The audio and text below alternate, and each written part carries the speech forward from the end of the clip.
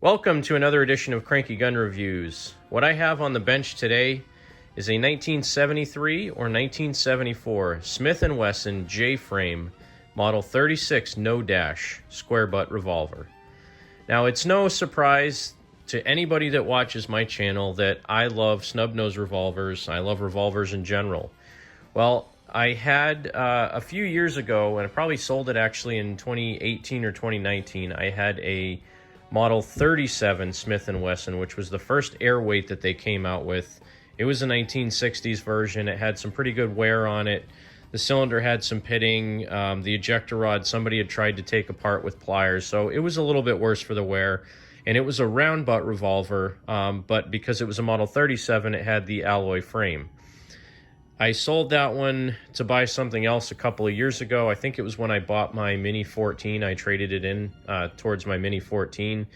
And since then, I'd kind of been looking for another Smith & Wesson J-frame, but I wanted one that was all steel. So these don't come up quite as often as they used to locally. I've seen quite a few of them come up in the past few months at one or two shops locally, but they've been very high in price. Usually $600 to $650, sometimes $700 in pretty good condition. And the square butt snub noses in general, you don't see that many of, so they're pretty desirable. I got a buddy that works in a shop up in New Hampshire. He sent me a message and said, hey, there's a snub nose J-frame at a little shop up the street, not too far from where I live. And he said, you should go check it out. The guy wanted less than $500 for it. So I went in, I looked at it, and on my way in, I brought in a couple of rifles to try to trade in towards it. And what I ended up doing was making a deal. I traded in my Marlin 60, which was actually the second .22 rifle I ever bought. It was a great, reliable rifle. I just hardly ever shoot it. And honestly, since I got my 10.22s, I understand why people don't like the Marlin 60 as much as the 10.22. The Marlin 60 in and of itself is a great rifle. It's accurate. It has a good capacity. It's reliable. It's not quite as easy to clean as a 10.22, and they can be a little bit finicky if you don't know how to keep them clean and don't know how to assemble them correctly. But my particular one ran fine. I just never shot it. So I decided to trade in the Marlin 60 towards this. I was able to make a pretty good deal on this, and I was able to take it home. So this one does have a little bit of holster wear, not too much. It's a little bit funny coloring on it right now because I did clean it, so there's oil on the frame. You can see the kind of like blue hazy marks on it. But if you look on the front of the muzzle, you can see a little bit of bluing wear right in here on the front of it. There's a little bit of bluing wear up here on the top of the frame. And the one real flaw that's with this particular gun, on this side of it, right here on the frame, there's a tiny little rust spot. And I've been working with just Rem oil wipes and Lucas oil trying to polish this out. I haven't been able to get it completely out. You can still feel it a little bit with your finger when you run your finger over it.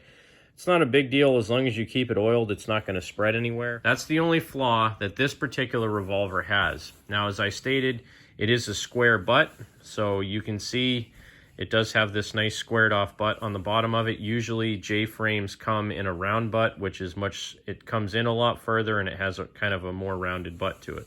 My 637 is a round butt. This one is a square butt. So, you know, the funny thing was a couple of years ago, I sold a 3-inch square butt J-frame that would basically have been the, you know, big brother to this one, or the little brother, because this was made in 73. The one I had was made in 1981. That's, again, one of those things that sometimes you regret when you have a firearm that you don't shoot all the time and it's really nice, and rather than let it sit in the safe, it's a good idea once in a while to trade it in to get more money towards something that you actually want to use. Well, now that I have this one, I wish I had kept my 3-inch snubby revolver, but again, can't keep everything all the time. Being self-funded, sometimes you just have to trade stuff in to get something else. That's the reality of it. So I hated trading in my 3-inch revolver. It was in actually much nicer shape than this one.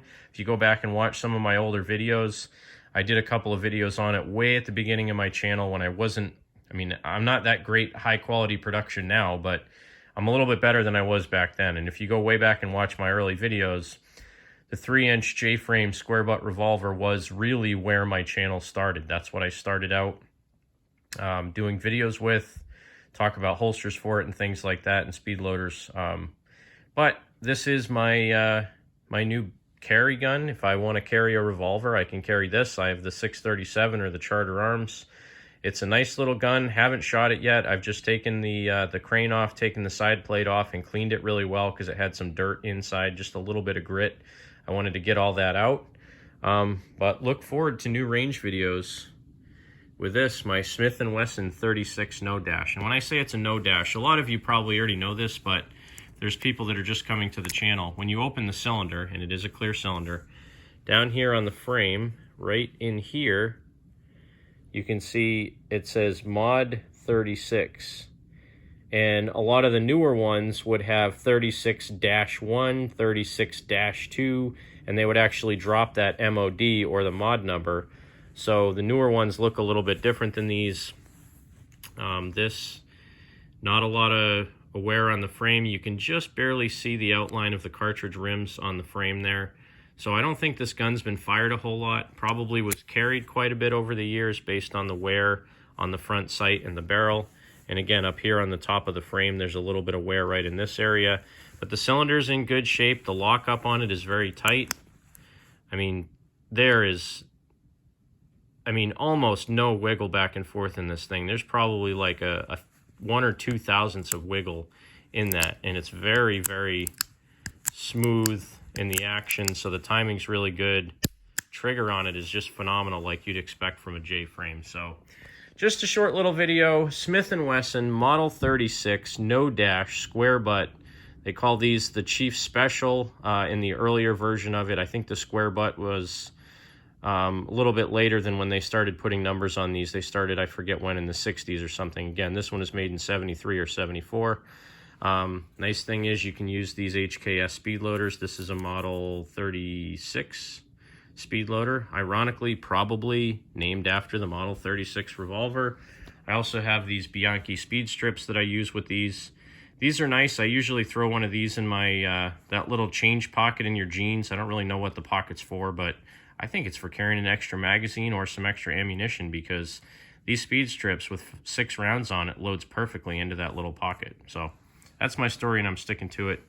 I've been carrying these Winchester flat nose 38 specials. I have a fair amount of this stuff from before the whole pandemic started. I really like these. They're like a semi-wad cutter jacketed flat nose. They're, 130 grain, I think. They're not plus P, which even though this pistol would probably shoot plus P without a problem, it's not rated for plus P, so I don't want to take a chance. But that's just a little bit of a video on the Model 36 no dash Smith & Wesson J-frame. Thanks for watching Cranky Gun Reviews on this beautiful morning.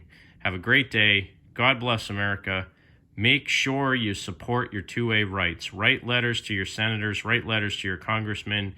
Make sure we protect the second or third most sacred right as a human being in the United States of America. Have a great day.